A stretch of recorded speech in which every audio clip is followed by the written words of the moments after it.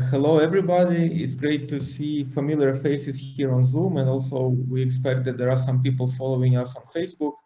My name is Siarhei Liubimau. I'm going to do a very brief introduction of what's going to happen today. The framework of the event is the Laboratory of Critical Urbanism at the European Humanities University. European Humanities University is the host of this meeting. The laboratory is operating at the university from 2007, and one of the research streams is precisely the attempt to understand the ways in which urban planning and urban development are becoming less technocratic and more democratic. And in this way, our today's event is addressing this stream very well.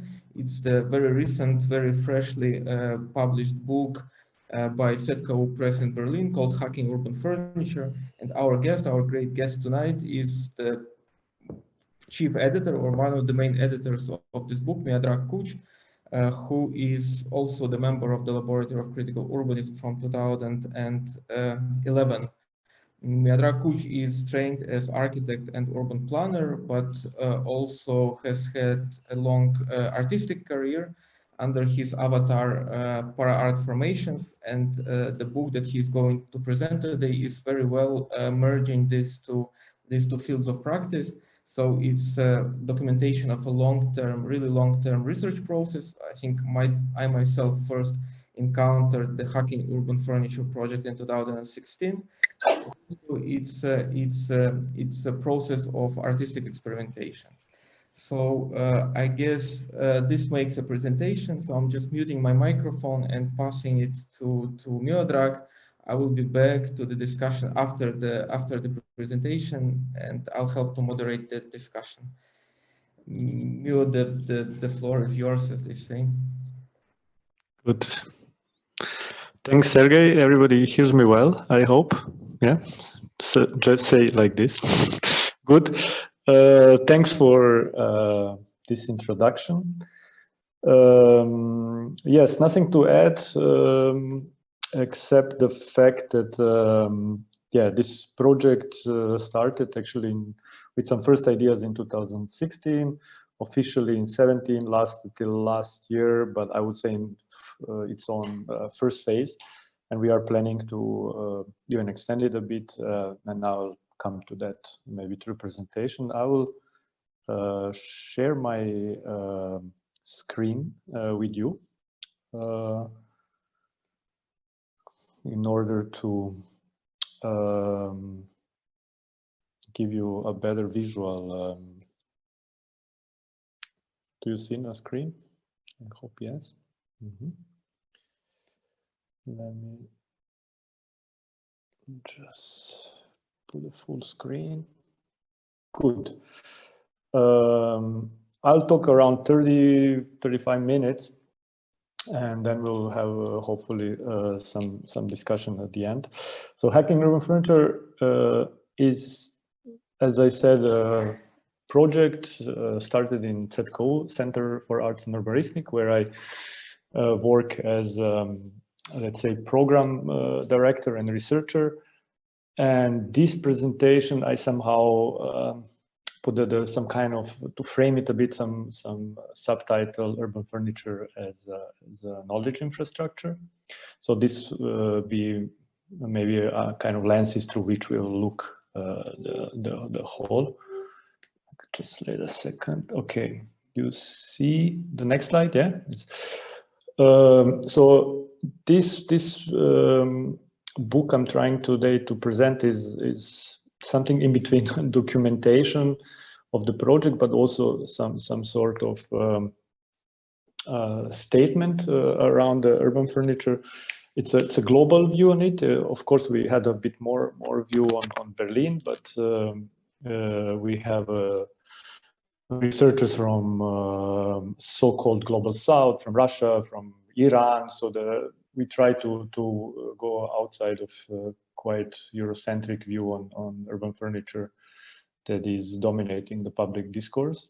And of course, it was transdisciplinary research. So we have not just designers, architects, and urban planners, but also anthropologists, sociologists, artists, but also the public servants. And this contested field, or let's say public space in which urban furniture is finding itself, was actually approached through the perspective of the collective knowledge, how we can use the public furniture as a collective knowledge form. So I will just try to very briefly explain the structure of the book, which actually will help you also structure the presentation somehow. So this structure has a, let's say, introduction of state of art that gives a historical overview of the subject, mostly about private-public partnership. This is some kind of starting point we start to research. Then comes to a chapter called Challenging the Normative, which is basically, looking in the predefined social sets of rules and normative properties of the furniture, its dimension or social normatives also. Then comes the chapter Furnishing the Public Space, which focus on spatiality and representation. Then comes the Furnishing Public Space, which is basically for, then comes the Acting Citizenship. This introduced the collective dimension of urban furniture. And then the Commoning Practices, which is actually explore the co-creation and co-maintenance as an important feature. Then intervening in the static is more of a provocative and critical dimension, mostly artistic interventions. And then two, let's say, final chapters, prototypes developed mostly by us from the ZKU and Artistic Collective Kunstrepublik, and then case studies that we through 2 years follow in Berlin and Belgrade, which end up in the final exhibition slash kind of fair of this furniture. I would just like to show you this, what I call matrix of knowledge forms. Those are specific verbs and icon attached to it, which actually is a social practice of this let's say verb, and it was kind of a matrix that framed other elements of this research. I'm not going to talk about, but just for you to understand, we have 2 public competitions, urban tours, also some sub-researches and collaboration with universities. So basically, I'll talk mostly about book, but its project is a bit bigger, I would say. And then I would like to also show you some let's say guiding questions, and just some of them, and somehow you can read them, of course, on your own. But I would say we have some kind of starting point, which was dealing mostly with the existing critique of existing business models of the furniture. I'll explain later what does it mean. Then some kind of shift, what we call communal collective cooperations, with some kind of alternative to public-private partnership, which is more kind of societal benefits that could end up. And then some adaptations or let's say specific location factors, being that in Iran, Russia, or Berlin, which leads to kind of local specificities that furniture has. So enough with the introduction. I'll start with this kind of state of art. And one of the first research articles done by Joanne Pozen, is a researcher from France. She was during the project researching the establishment of Je sais de quoi. This is a family business. You might know it also in Vilnius. You will see this name on the public stations, the public bus stations. It's a global player and one of the pioneers of the public-private partnership. And this image is one of the first, let's say, crystallizations of this model. And actually, this model will later be transferred in many countries, from European to now mostly in Asia. model of public-private partnership, I think it's not necessary to explain now. I hope you're familiar with, but basically, to make it simple, the advertisement of the bus station becoming integral part of its design, but also of economy of it, and profit is usually most of the profit goes into private company, which in this case of public-private partnership gives maintenance as let's say service back to the city. What is really interesting in this photo, I always like to mention it, is that on the bus station in France, the French car is illegally parked beside, the German car is advertisement, and the Czech car is beside it. So it's some kind of has a multi-layered dimensions.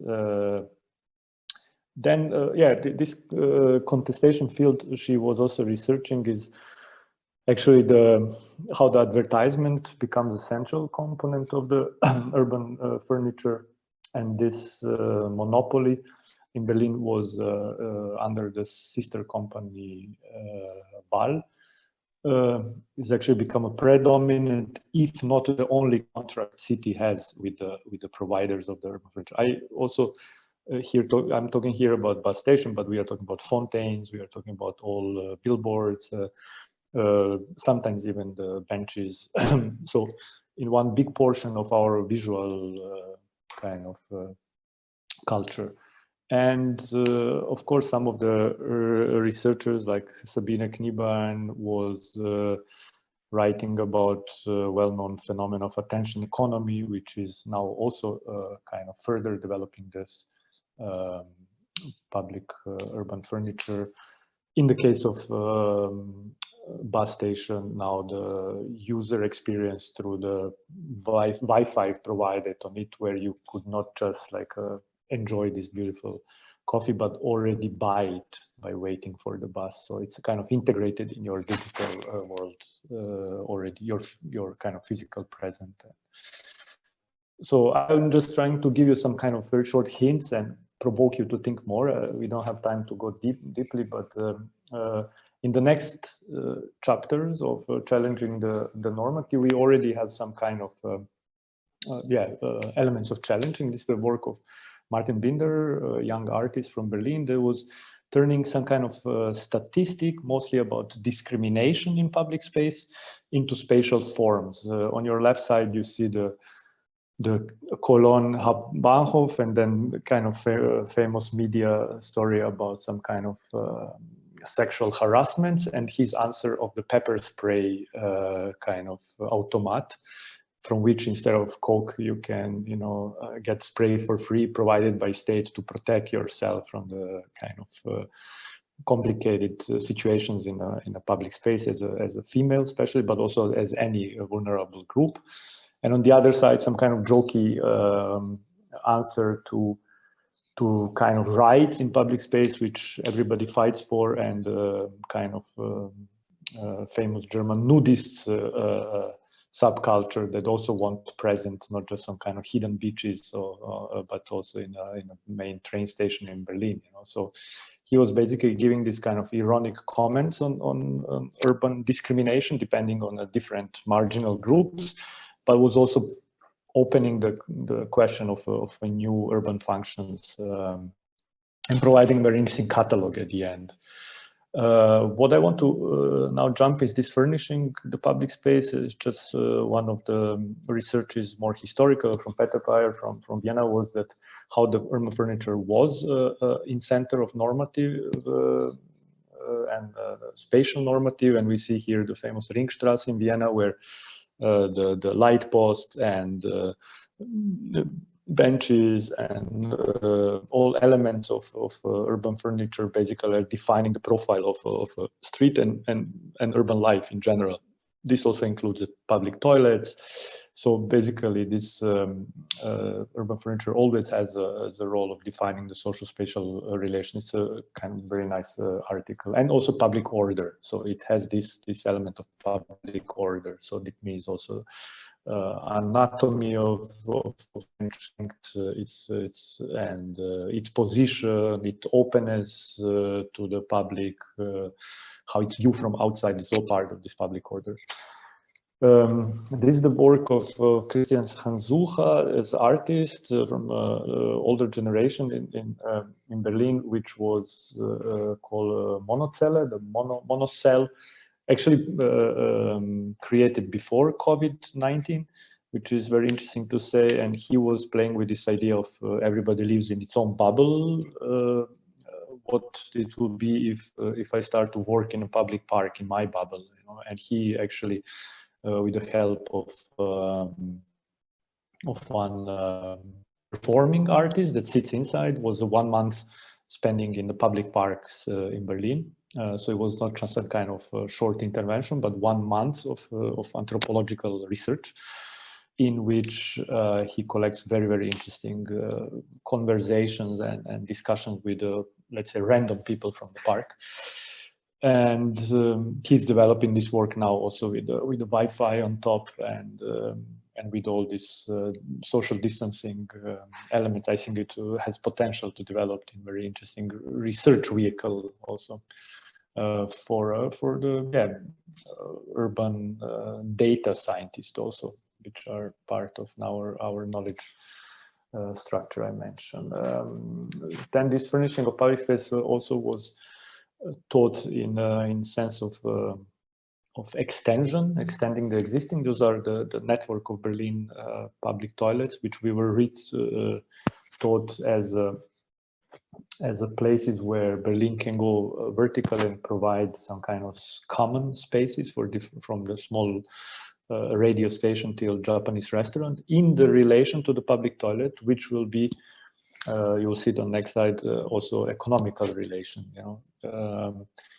And this was developed as a kind of managerial model of the extension, which is seen not only or not at all as only as a physical extension, but also how the land which city owns under will be leased to the organization, how this organization work with community, where the income of the advertisement go, if not in the pockets of the private company, and so on, so on. So the whole systematic actually research, which now it's leading to our idea to make a first architectural competition for design of the 6 toilets based on this economical model. So it's not, so only what is going to change is a function upstairs, but actually this model of how to rule it, let's say, under the parentheses is already developed.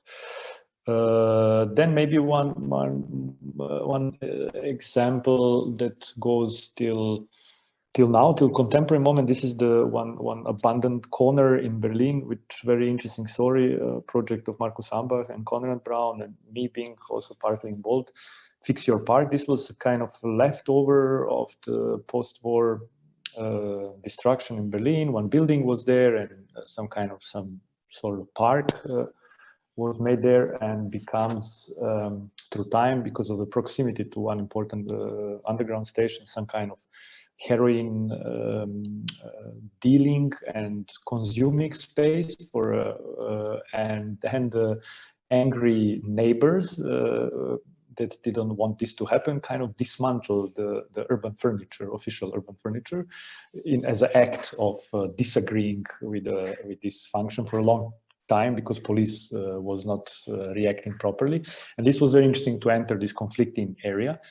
And then what's happened, that the artists, and as we start some kind of informal planning, seeing why this area is attractive for heroin addicted people to hang out there, which kind of dilapidation is there, why maintenance is not done. And we find out there's actually some planning vacuum. This was the area that some kind of nobody was taking care of, except a greenery company of Berlin, but on a very kind of irregular base, which you see from the photos. You know. So we were trying to redefine the care, like with the people around that were really proactive, but some kind of angry, too angry for kind of activation. Then Markus Ambach, the artist, he starts make some kind of regular neighborhood involvement and try to create some kind of not just some kind of group against something, because they were still treating the junkies as an integral part of a park. And start some conversation with them and with the NGO that take care of them by providing the kind of hygienic conditions and not to go in detail, but this was the act of political education of the locals with the institutional composition. So their wishes in some kind of process of continuous workshops with them turn this park in some kind of open air, let's say, classroom in which everybody could also react with the different thoughts, but also use the newly built furniture, cook together.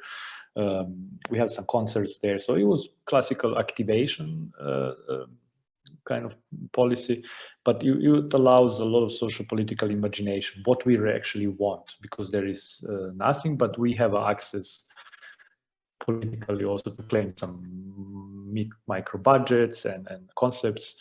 And this provoked the official planners because of a couple of media articles to involve this into official planning of so-called Bremerstrasse, which is now one development that is passing through, although it was not planned. So this was the first success.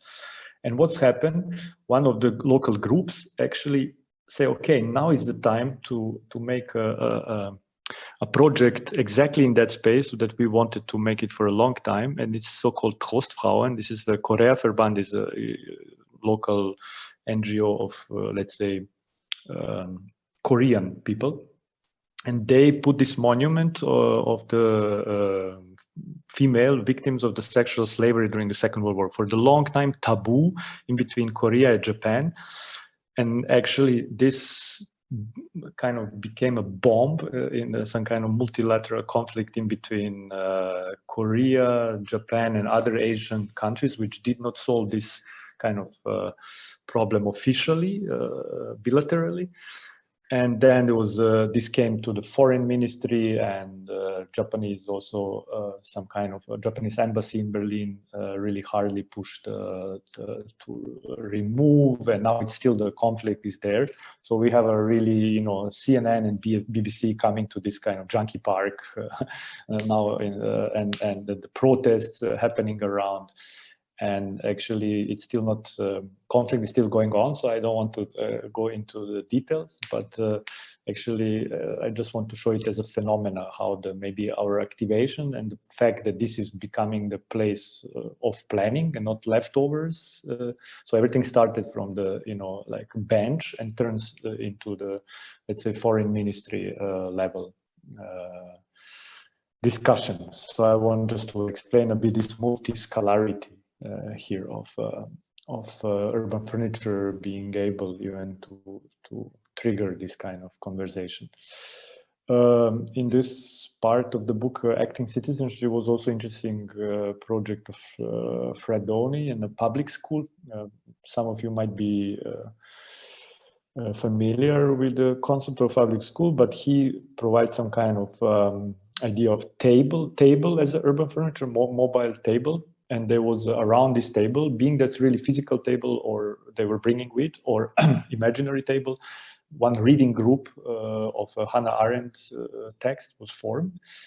And depending on what is the text about, it was moved in different parts of the city. We are seeing now just one event that was happening in a Jewish monument in the city center of Berlin, but actually was this collective inquiry and learning together in specific context by together reading. So not just the artist was reading, but everybody was reading one place, and this kind of let's say collective ritual around reading was actually the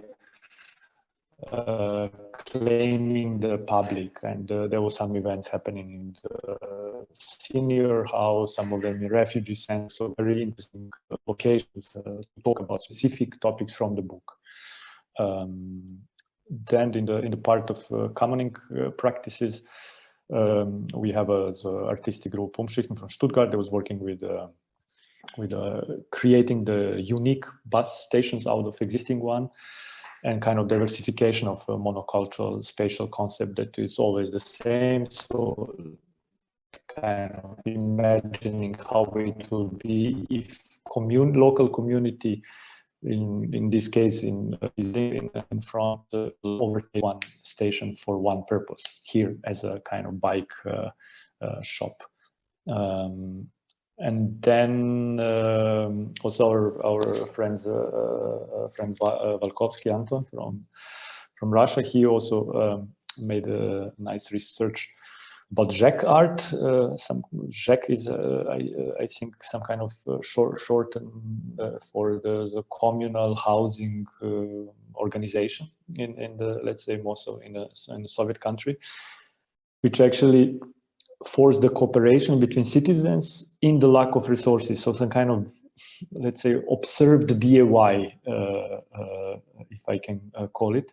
And this was very interesting research about artistic expression of people, but also of problems that this expression could lead to. In this photo is very visible the liability question: what happens if kids kind of throw like a jump from the head of this dragon and break something? Who is actually in charge of? Who is liable for?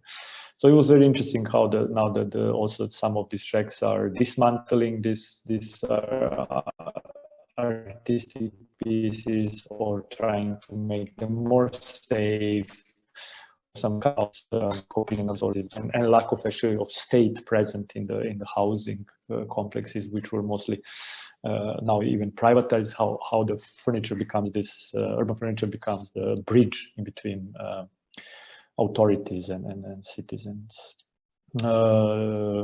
Intervening in the static was the most part that is has an interventionalist approach to things. This is the work of Zonder, it's a artistic duo also from Berlin that was some kind of using these rentable scooters as a new typology of urban furniture that is all around us, and turning them into some kind of producers of the smell based on the huge amount of onions that artists were cutting on the street. You can see on the second photo much better their daily intervention. It was called Berliner Luft, like a Berlin air, and it was really heavily smelling on onion. Actually, they create this perpetuum mobile somehow out of battery-based scooters, and some kind of left this for police to think what this is about and what is the role of scooters being parked whenever you can find a place. So kind of ridiculizing this e-mobility and kind of offering the public space again as a communication space, not just as a fully controlled pedestrian zone, as we can see here. So they also offer a lot of interesting projects, and this was work of Benoit Marbeau, the artist also from Canada, which create this kind of arena out of old speakers that people throw nowadays. But what is most important, beside this kind of interesting visual and technological approach, is that this becomes some kind of 3 months social sculpture, obviously with a lot of different users, and it was a main question around the hierarchy of access to public, but also to knowledge, and how we access the knowledge in public space, and if something is open access, who is in charge of putting cable back, who is in charge of cleaning this. So he left this to the citizen somehow and redraw himself and state from it. So it was very interesting to see how people were actually, which kind of relations, social relation emerged, and which kind of models of maintaining. So some local youngsters, they were doing graffiti on the backside of this. They took care of also of the rubbish, the older seniors of tea, and become some kind of very interesting space in a very kind of contested and problematic part of social housing in Berlin. And so this was also one of the winners of the competition, public competition, and he managed through the help of City of Berlin, separately from our funding, to build this. So we have a lot of these kind of artistic pieces that end up in a public space in the real, not just as a concept. This is a work of a Raumlabor called Bollard, which actually creates the spaces of a counter using the so-called functional shift, where element in this of separation, in this case the bollard, become the element of a connection. So something that was let's say cutting us or protecting us from the cars becomes a barbecue. So they create this kind of element that actually put very different people together, and it's quite heavy, but we were moving this through the city and creating the interesting situations around, and you know, everybody likes situations around barbecue, so it was a quite also successful project in terms of social gathering, and some kind of very simple one-to-one scale intervention. Then there was a lot of collaborations with university. I just want to maybe mention one, with the technical school in Wildau.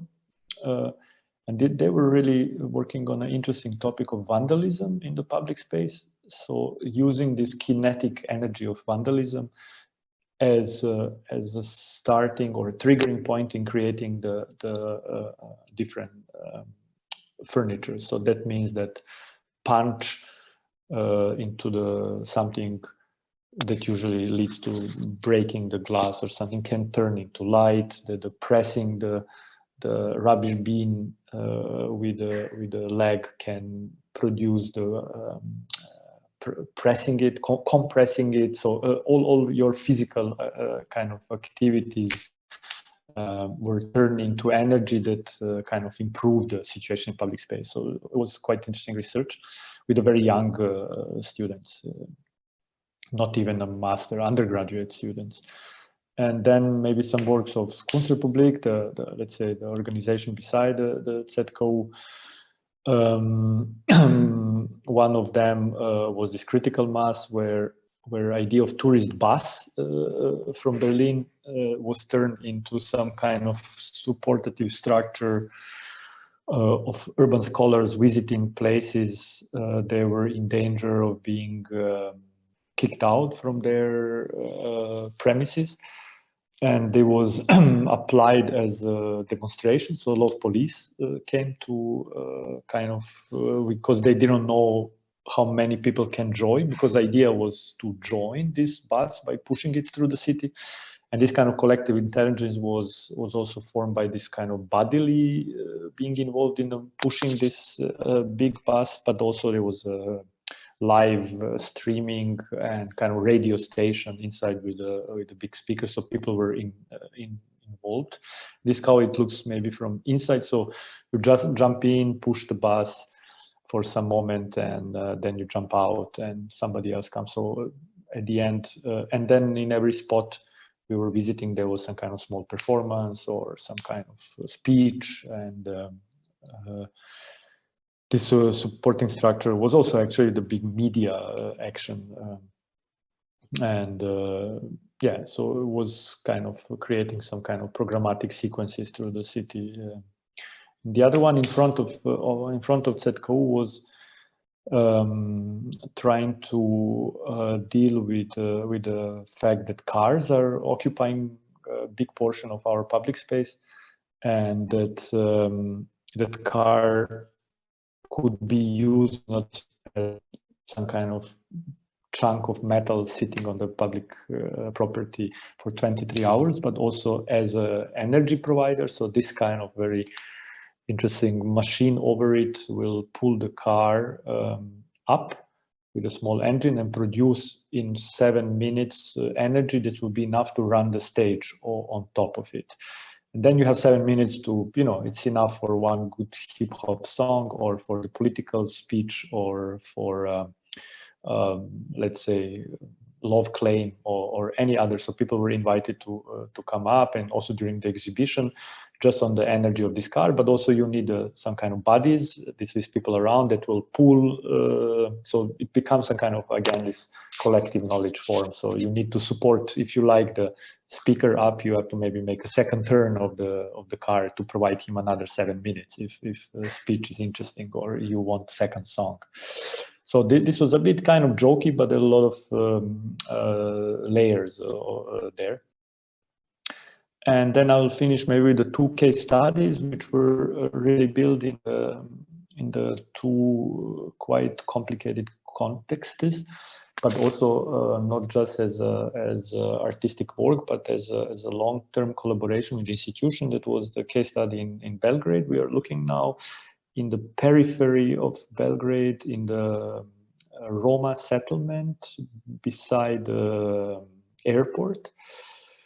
In the only green space inside the public school. So in the lack of any public space, it was a big demand of kids and their parents to have a place where they can express themselves differently. And it was a process of convincing school and public authorities to help us to build this, let's say, open stage, and which will be used as some kind of extension of the classroom. But there kids can do with the local NGO Shkogra. There was a partner there, like all the things that a normal formal education is not providing.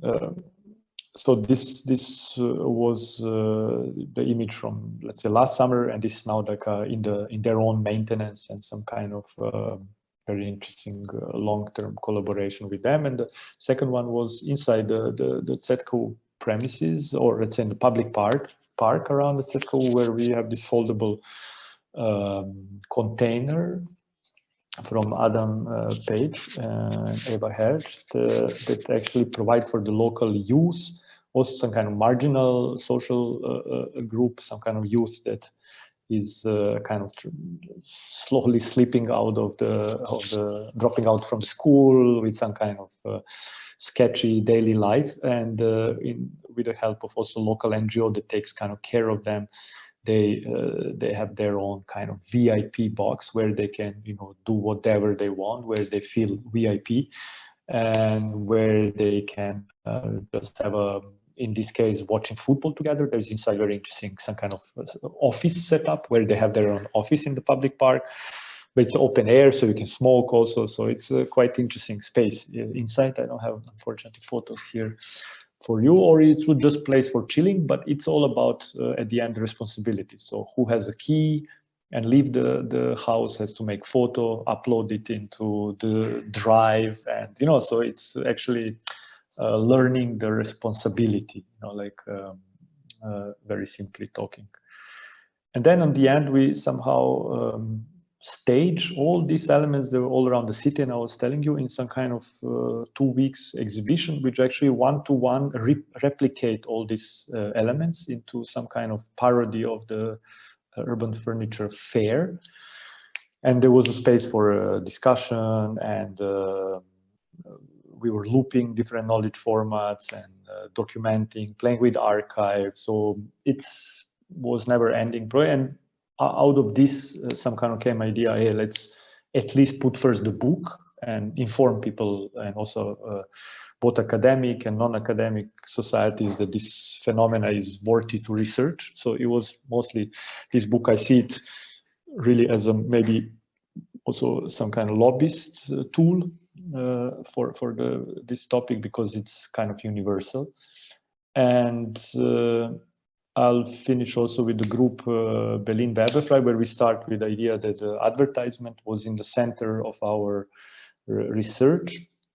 And what is the good news? The city of Berlin recently dismantled this monopoly of this company, Val, which is a sister company of Je sais de quoi, by, for example, cutting the advertisement out of their maintenance of toilets. So they're having know-how in running toilets, but city took the advertisement, which is actually the biggest kind of source of money, to control on their own.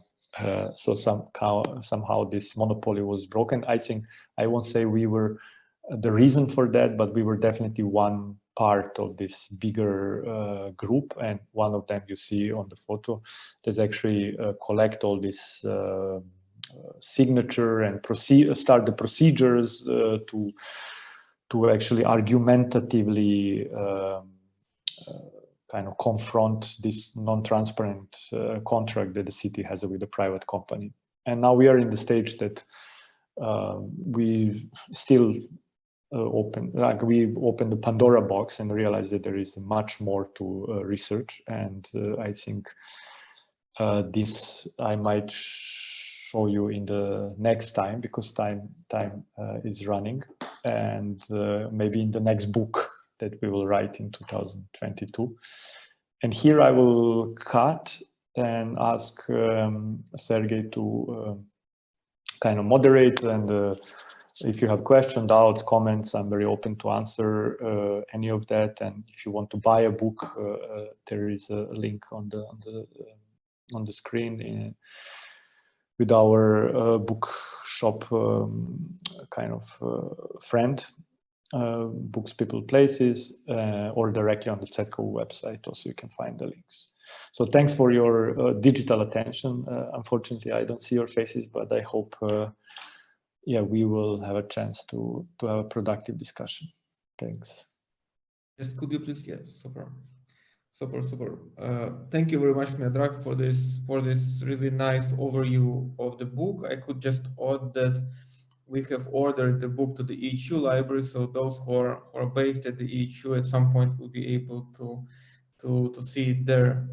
So we're not many people on Zoom actually, so I don't think it needs much moderation. Just maybe could you stop sharing the screen and we could see our faces. I just say that it doesn't need much moderation probably. So those who want to talk with the video, just please start. Those who feel more comfortable to type the comment, please type in chat and I'll read it.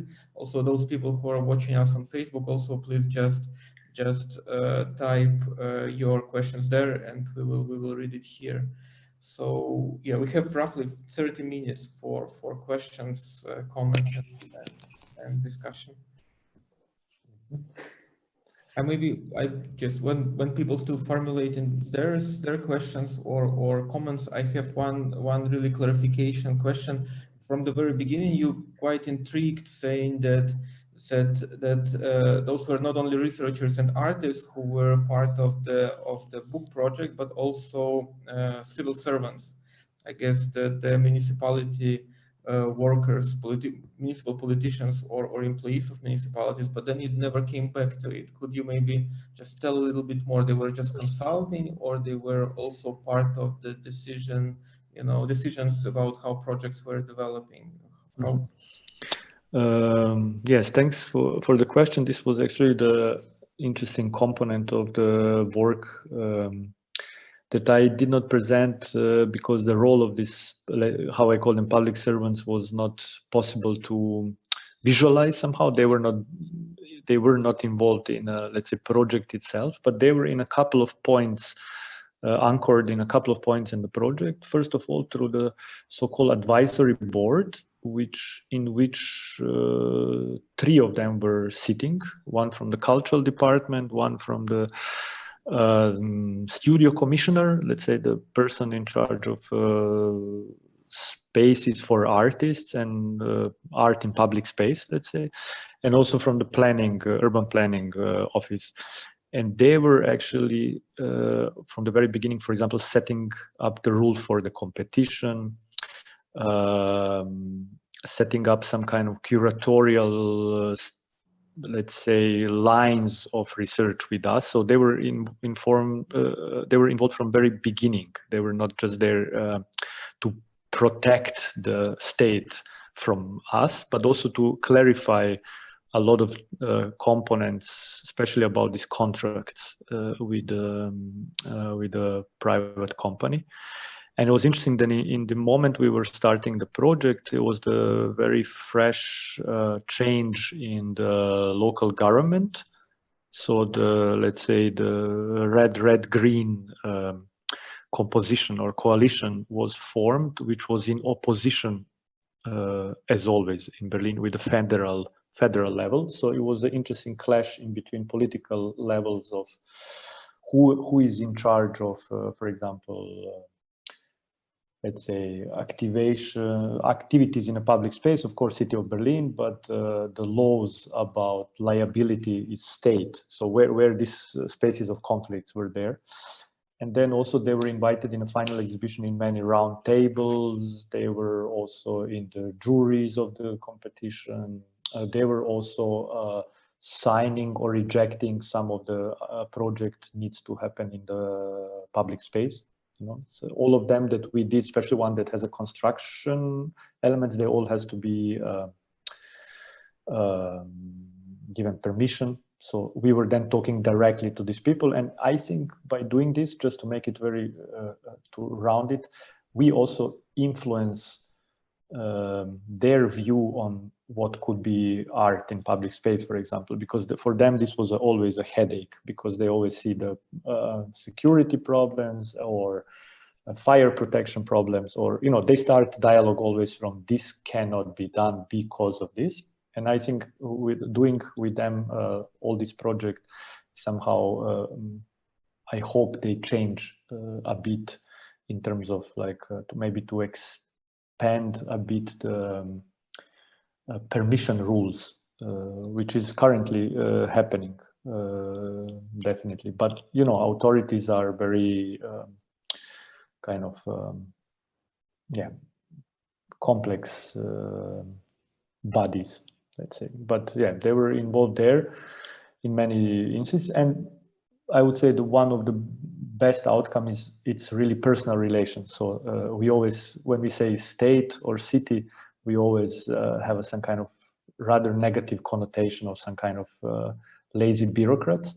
But through this project, I personally met at least 5 good and people that actually I can call now again, and we don't have to discuss much because there is a trust built through this 2-3 years project. So they will understand what we want, you know. But they will ask for, of course, for the procedure, you know. The queue won't be shortened for us, but we save a lot of conceptual questions by knowing each other, and I think this is a valuable result. I'll say countable, not countable, but valuable. So some more feedback, questions. Hi everyone. Hi Miodrag. Hey, hi Irina. Thank you for your presentation. It was really nice, and actually I have lots of comments and lots of questions, but the first question that came to my mind is what will be the relevance of these projects after Corona times, because it seemed that their aim is to bring people together, but now we're kind of divided, and what will be the project about dividing people or bringing them together in a safe way? Good. Should I answer immediately, or you have more questions? Well, probably I will stop here. Okay. Yeah, first of all, yeah, I think it's even more relevant in this situation. When I talk about urban furniture, I always see it in the context of the, let's say, the public space as a whole, you know, not separated from that. And the fact that we are having now limited spaces for a counter. Of course, it's questioning the role of policy, but I would say first of all, the cities, or I mean, all cities that has a spatial. Now it was even in let's say Corona and post-Corona time is more than visible that public space and amount of it and quality of it is crucial for the fighting, let's say, pandemic. You know, it's not some kind of emptiness that stays when we are at home. You know, it's opposite. It's also space for political claims, is a space for discussing this pandemic. It's a space to find a new spatial solutions. You know, in who was thinking that in Berlin people will go still on the market with mask, but market will never die. You know, like market is still there. You know, because we need to eat. You know, and it's happening in a public space and it has bench, you know, but maybe we use bench now different. So I think adaptivity of human and some basic needs, and public space is actually always the, I would say, answer to situation in which we live in. It's never kind of unloaded and say, okay, it's just now irrelevant. I think it's more than relevant now, and I hope personally that this situation where we are now on some kind of physical but not social distancing is also not going to last forever. We are going to learn many things of this, but we will come also differently into the new situation. You know, so I cannot imagine that this situation in which we are now is forever. And me as a planner, I always look, you know, like 5, 10, 15 years projection. So maybe design of the benches will become like a monocell of that I was showing. You know, you enter your bubble and talk through Telegram. I don't know. This is the question of design, I would say. But I think it's now important, even if you are not, let's say, fixed into public space, that to use it. You know, so I don't know how is the situation in Vilnius, but can you buy a bike, for example, in the public space? Yeah. So it's also some kind of new way of, let's say, dynamizing your presence in the public space in order to still enjoy it. So I also do it if I cannot do something, I then sit on the bike, and this is theater of that day. It's just show is something else. It's not actors in the stage. It's humans I'm looking from the bike. So it's basically this situation is also provoking different imaginations of the city and different, you know, things you were never enjoying. You know, like you start to somehow like, you know. So yeah, I think it's a relevant question. I don't have very precise answer to this. Maybe more some feelings about this, but I think it's more than ever important. And this was seen, for example, I was in a couple of sittings, very different cities during the pandemic, and I then realized when I came back to Berlin how valuable is the green and public space we have here, and we have it relatively big chunks of bigger parks, and streets are big. How this became very, very important for not just from mobility and distancing, not on this kind of physical level, but also as a healing, as a state of public mental health was better in the city where people could use the open spaces. Yeah. And now I just realized that a few weeks ago, me and my flatmate, we went to a park, and now I live in the Netherlands. Mm-hmm. Everything is closed, so okay, let's go to a park. But then we decided, okay, let's sit there for a while. But we found out that the park administration took the seats away from benches, so they left only carcasses. Mm-hmm. Not even possible to enjoy this. And then probably 2 other comments. Now I do a PhD about urban wind energy projects. And I thought that urban furniture also could be used in a nice way to integrate sustainable solutions, like for instance putting a solar panel on top of the toilet that you showed.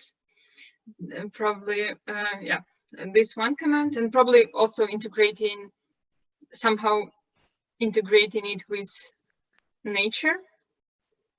And another comment, of course, like I thought about situation in Belarus, and that now is we have furniture, urban furniture wars, let's say, when urban furniture became a political arena where people claim something.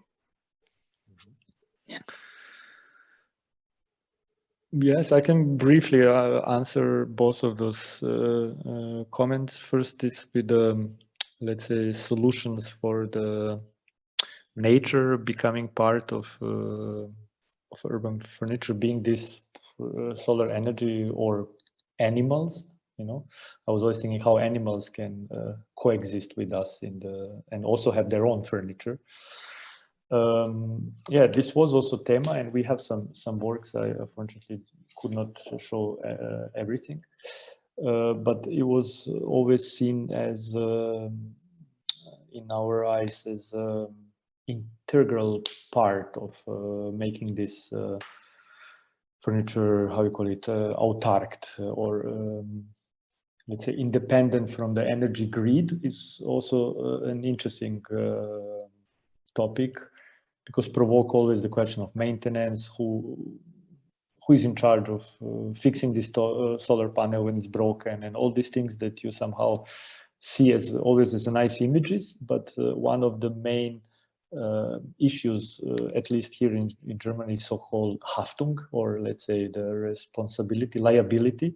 You know, who is in charge of, for example, evaluating if the playground elements are safe for kids or not, you know, and who will go to jail at the end, you know. So this all kind of self-run DIY projects were interesting for us, but also I learned how the state work when it comes to public furniture, because it has to be so abstracted that different users are also and also the urban furniture can divide us also, you know. So its own, for example, normative properties, you know, it's built for some kind of average human body, but what if you are smaller or bigger body, you know, how you use. So it's a lot of interesting question. And concerning Belarus, yes, of course, the politicization of public space and furniture as a part of it is one of the also last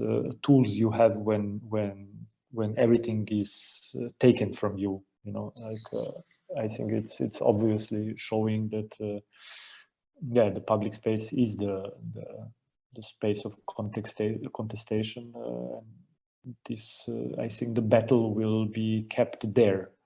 But now what is interesting, it's synchronized with the, I would say, with the digital alternatives somehow, and this is new for at least for my generation, this kind of constant bodily presence in the public and the streaming of almost your own independent media that was created, you know. So this I observe now in Belarus as an interesting phenomena, how actually some channels become not just like independent news, but actually the reality, the new reality, you know. And this is, I think it's also built on all these Arab Springs and other, let's say, uprising things, but also learn how how maybe Facebook should not be the place to run your media infrastructure and use others. That's why I think, you know, Telegram is maybe better currently for many things. But yeah, I cannot say that I know much. That's why I will, let's say, not comment details, because it's yeah, so many news every day that you hardly know what is the right one. That's There's some comments.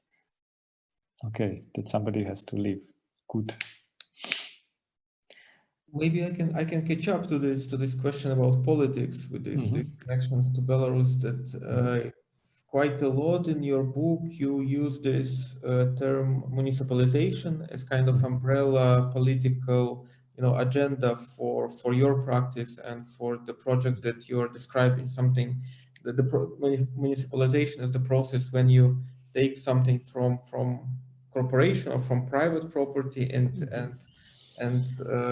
make it a municipal property. I just wonder whether you had discussions about how it's similar or different to nationalization, because nationalization has its connotations.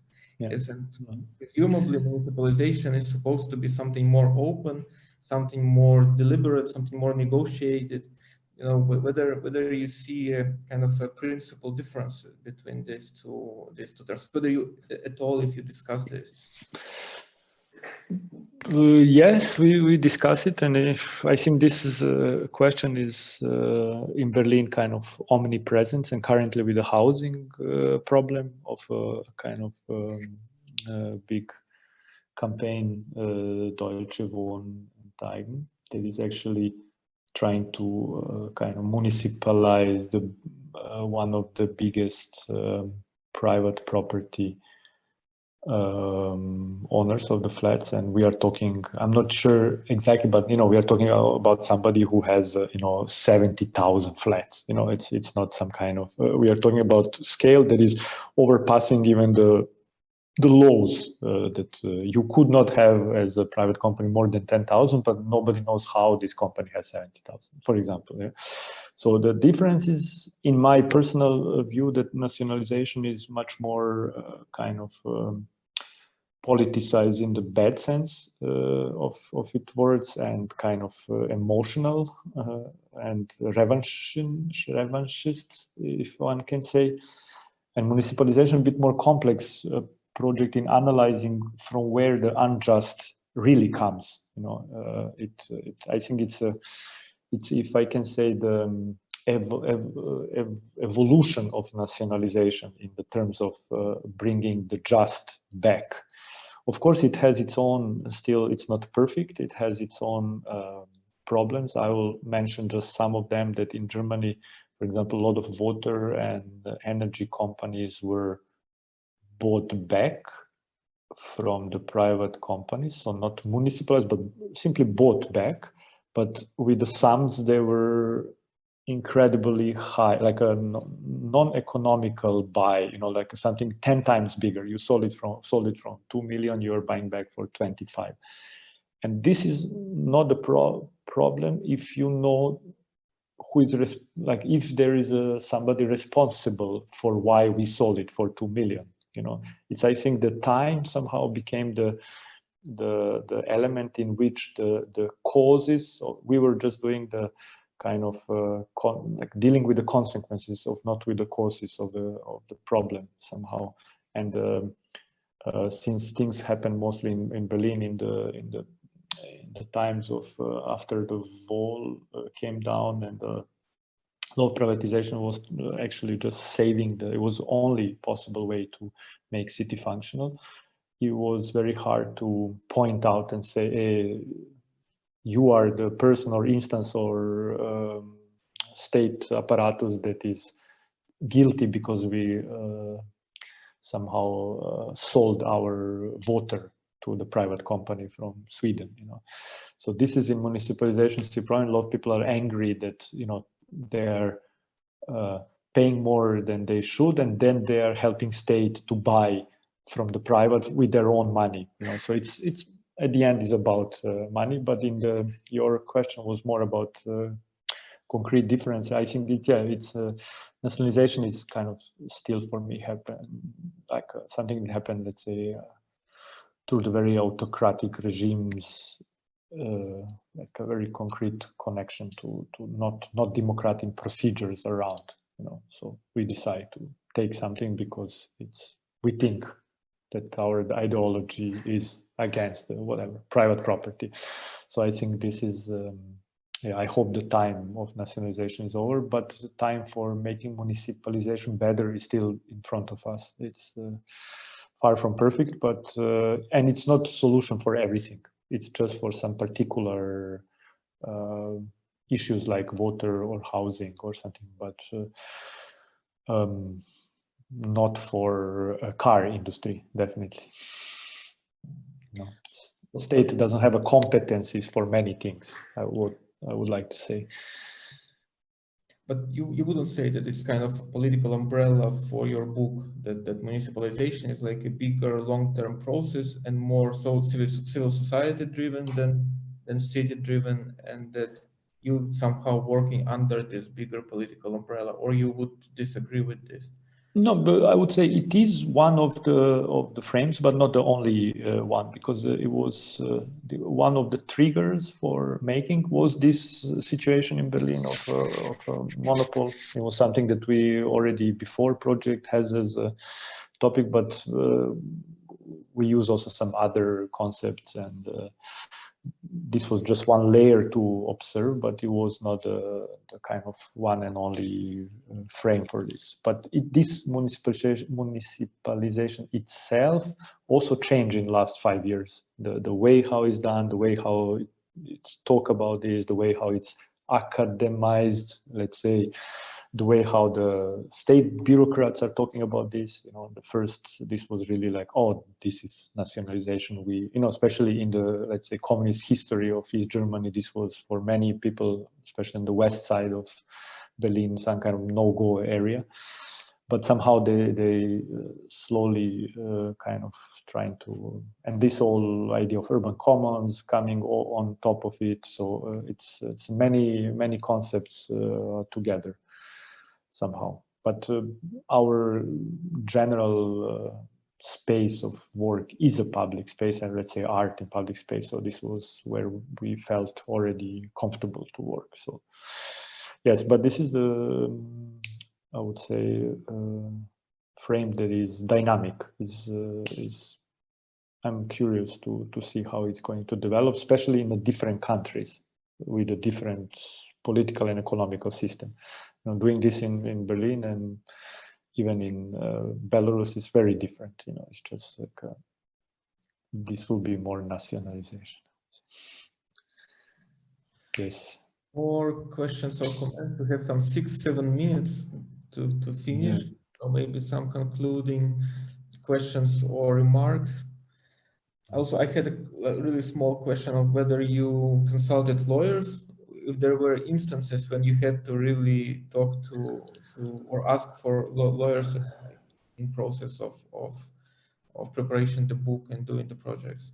Yes, we have even one project that is dealing, I didn't mention, but is dealing only with, let's say, law in public space. It was called Neue Ordnungsamt, or New Public Order, in which one architect slash lawyer, he has a double profession, was actually trying to make a temporal agency of 1 year that was consulting artists and or civil society groups of jurisdictional questions in public space. So, for example, how to make the proper application for an art piece with all relevant jurisdictional kind of components in it. Yeah. So this was actually the problem that you are talking, we turn into the project, and this has a great potential. And this guy, Conrad Brown is his name, he also wrote one book that is called Freiraumfibel. It's unfortunately, I think, only in German, but it's accessible on internet. That is actually helping the civil society groups and artists to understand where the gray zones, jurisdictional gray zones, to act in a public space. So it's quite interesting because German, let's say, law and this ecosystem of paragraphs, I think, is the most complex in the world. Somewhere I heard that even European laws are actually 80% translated German laws, you know, when it comes to this. So it's interesting field, this liability and law questions. Yes, and this is also a dynamic field, you know, because majority of the laws in Germany are quite old, you know. Some of them are so good or proper that doesn't make sense to renew them, but some of them are really need update. That is very complicated, especially when it now comes to digitalization of the public space, you know. Then becomes also interesting, some kind of where the bordering between security and surveillance is, and all this stuff is very jurisdictional currently. Yes, for another book. Yes. Some 3 minutes more, some concluding remarks, questions. Everybody's making a lot of notes, or is cooking dinner. We don't know this. Good. It's like, can you just put like type in chat the link where you could buy the book? Yeah, so as people could see now. Yes, I think. Let me just check how to make it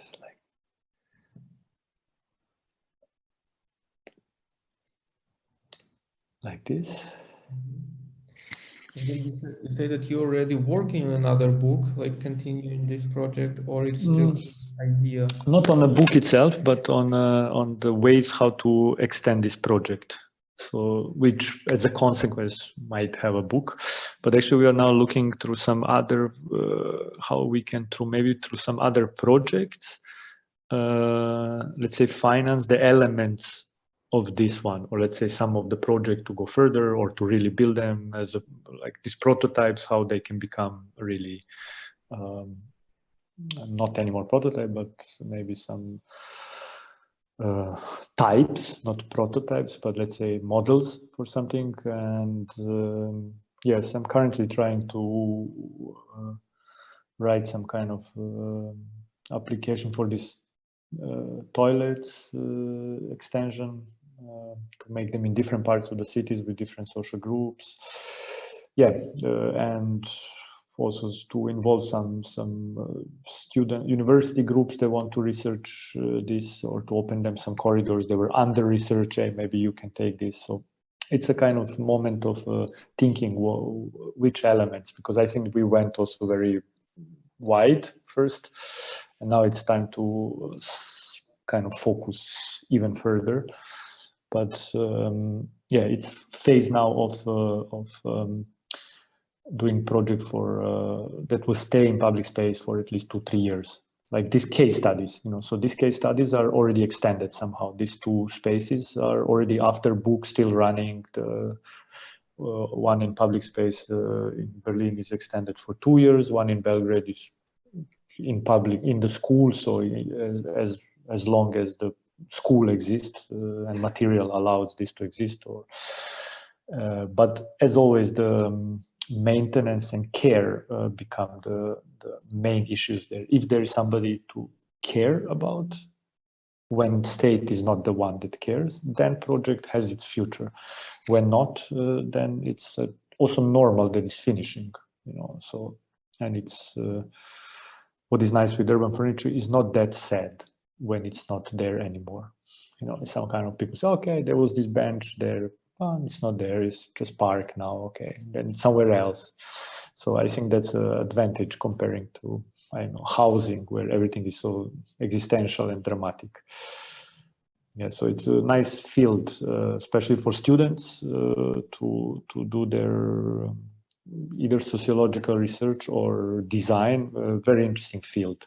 So that's why I'm trying to also send the books to many universities and to kind of promote it as a book for students, you know, as an inspirational, you know, whatever, part of a semester work. Yes, that's arriving to the EHU library. So those who are from the EHU here, I just remind that soon it should be there as well. So we're reaching the time limit, really. So unless there are some last remarks or questions, no, then we really say thank you very, very much, Miodrag, for joining us tonight. And for sure, there will be a lot of, or there will be opportunities for us to do something together again. So just Yes. follow the Laboratory of Critical Urbanism and let's stay in touch.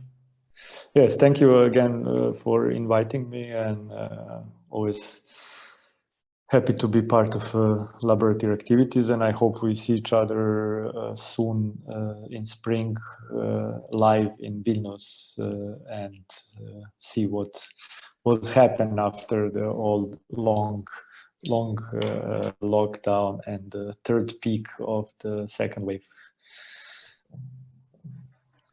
Ciao. Thank you. Bye. Ciao, ciao.